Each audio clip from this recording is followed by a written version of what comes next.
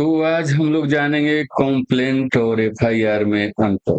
तो देखिए बेसिकली क्या होता है कि आप सुनते होंगे कि लोग बोलते हैं हमने कॉम्प्लेंट कर दिया है, कुछ लोग बोलते हैं एफआईआर करा देंगे, कहीं पर एफआईआर हो गया है। तो बेसिकली ये कंफ्यूजन रहता है कॉम्प्लेंट क्या है, एफआईआर क्या है। कई बार आप पुलिस स्टेशन जाते हैं तो आपका आपका जो शिकायत है वो लिख तो लेता है वो पुलिस वाला, लेकिन वो एफआईआर नहीं करता, है ना। तो बेसिकली कॉम्प्लेंट और एफआईआर के अंतर को जानना जरूरी है, आम व्यक्ति के लिए भी, जो लॉ स्टूडेंट्स हैं उनके लिए भी। तो चलिए हम लोग जानते हैं कि दोनों में बेसिक अंतर क्या होता है। तो देखिए कॉम्प्लेंट यानी शिकायत और एफआईआर यानी फर्स्ट इंफॉर्मेशन रिपोर्ट, प्रथम सूचना रिपोर्ट। इन सारी चीजों की चर्चा सीआरपीसी यानी बीएनएसएस अब के इसमें होती है।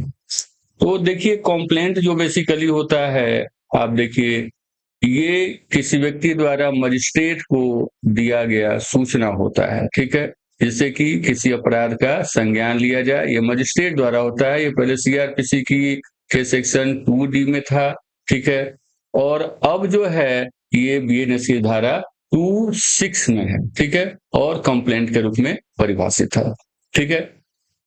अब देखिए प्रभाव इसका क्या होता है कि मजिस्ट्रेट स्वयं इसका कॉग्निजेंस लेता है। मजिस्ट्रेट जो है इसका संज्ञान ले सकता है, और 156(3) के तहत जो सीआरपीसी में अवेलेबल था, अब धारा सेक्शन 210 बीएनएसएस में है, और ये पुलिस को जांच का आदेश दे सकता है। मतलब मजिस्ट्रेट को जो कंप्लेंट हुआ है वो 210 के तहत पुलिस जो है उस पर जांच का आदेश दे सकता है। अब जांच के बाद क्या होता है, जो भी चीज होगा, ठीक है, जांच के बाद अगर ये ऐसा लगता है कि कोई कॉग्निजेबल ऑफेंस हुआ है, ठीक है, क्या हुआ है, कॉग्निजेबल ऑफेंस, कॉग्निजेबल ऑफेंस। अगर कॉग्निजेबल ऑफेंस हुआ है तो यही कंप्लेंट किसमें बदला जाता है, एफआईआर में, है ना। तो फिलहाल क्या होता है, ये डिपेंड करता है कि एफआईआर जो है वो एक स्पेसिज है किसका, कंप्लेंट का। कंप्लेंट क्या है, जेनस है। कोई भी अपराध की सूचना जो है वो कंप्लेंट में आता है। अगर कंप्लेंट में कॉग्निजेबल ऑफेंस होने के प्रमाण मिलते हैं इन्वेस्टिगेशन और इंक्वायरी के बाद, ठीक है, तो वो एफआईआर में बदल सकता है या बदला जा सकता है, ठीक है। जैसे कि आप देखें चेक बाउंस, है ना, चेक बाउंस हुआ या डिफेमेशन हुआ। डिफेमेशन में क्रिमिनल डिफेमेशन भी होता है, ठीक है। इसके अलावा चेक बाउंस में फ्रॉड होने के भी चांसेस रहते हैं, तो अगर फ्रॉड होने के चांसेस है तो एफआईआर के तहत वो दर्ज होगा। तो इस तरह से चीजों को देखा जाता है, ठीक है। अब देखिए एफआईआर क्या होता है, जिसको कि फर्स्ट इंफॉर्मेशन रिपोर्ट कहा जाता है, यानी प्रथम सूचना रिपोर्ट। देखिए ये जो है कहीं भी कॉग्निजेबल ऑफेंस, जैसे कॉग्निजेबल ऑफेंस में आप मान के चले कि जो थोड़ा सेवियर जो क्राइम है, ठीक है, जैसे कि बड़े बड़े क्राइम आप मान लीजिए, मर्डर है, डकैती है, चोरी है, ठीक है, ये सारे कॉग्निजेबल ऑफेंस में आते हैं। मतलब 3 साल से ऊपर का सजा एक मोटा मोटी आप मान लीजिए कि वो कॉग्निजेबल ऑफेंस में आता है। जो भी कॉग्निजेबल ऑफेंस के संबंध में सूचना दी जाती है वो पुलिस लिखती है, और वो एफआईआर कहा जाता है, रेदर देन कि कंप्लेंट। कंप्लेंट उसको नहीं कहते, उसको एफआईआर कहा जाता है। कॉग्निजेबल ऑफेंस हुआ तो कहाँ दर्ज होता है, ये हमेशा पुलिस थाने में दर्ज होगा भाई, ठीक है। कहाँ पर होगा, ये पुलिस थाने में ही दर्ज होता है, ठीक है।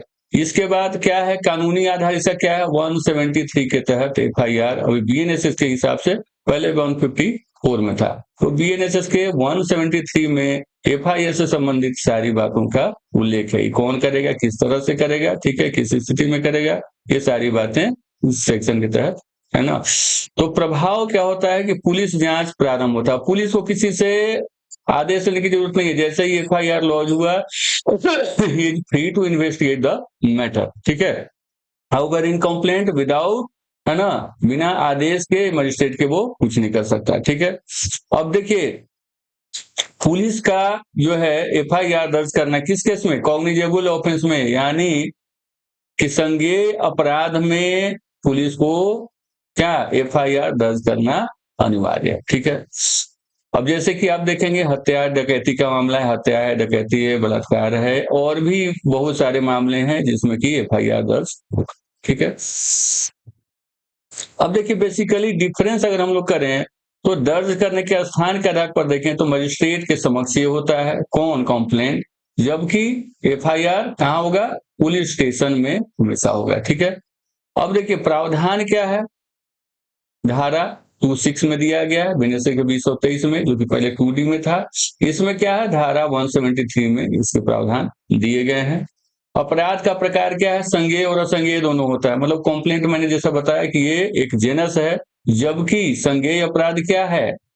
एफआईआर क्या है? एक स्पेसीज है। मतलब ये हमेशा संज्ञेय अपराध में ही होगा, यानी कॉग्निजेबल ऑफेंस में ही होगा। ठीक है, अब कंप्लेंट में क्या होता है, मजिस्ट्रेट जो है आदेश दे सकता है कि आप इन्वेस्टिगेशन करें, इंक्वायरी करें। ठीक है, जबकि एफआईआर के केस में क्या होता है, ये तत्काल जांच शुरू कर देता है, इन्वेस्टिगेशन शुरू कर देता है। कौन? पुलिस। ठीक है, यहाँ एफआईआर जो है भी शामिल है, ये व्यापक शब्द है, जैसा कि ये है जेनस। ठीक है, जबकि ये सिर्फ संज्ञेय अपराध में लागू होता है। ठीक है, तो आपने देखा, ठीक है, कि किस तरह से इन दोनों में अंतर जो है वो किया जा सकता है। तो आपने दोनों शब्दों के अंतर को देखा, दोनों चीजों को के कंप्लेंट में और एफआईआर के अंदर को देखा कि दोनों में भाष डिफरेंसेज है, जबकि इंटरचेंजेबली कई बार आम पब्लिक द्वारा यूज होता है। आम पब्लिक इसको समझ भी नहीं पाते हैं।